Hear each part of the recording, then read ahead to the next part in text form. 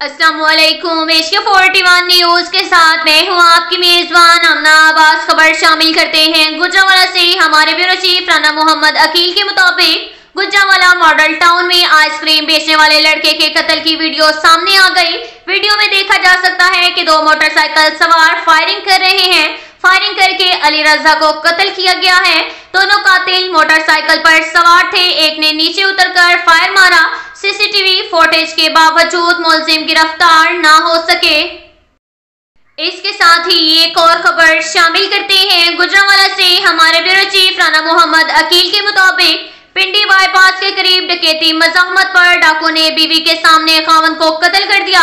शहरी सिकरिया अपनी बीवी के साथ मोटरसाइकिल पर जा रहा था कि डाकुओं ने रोका। मज़ाहमत पर डाकुओं ने गोली मारकर कत्ल कर दिया।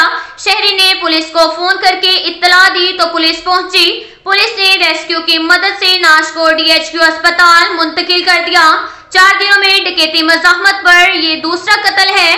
अब तक के लिए इतना ही काफी है। मिलते हैं अगले बुलेटिन में। हमारे साथ रहिएगा। अल्लाह हाफिज।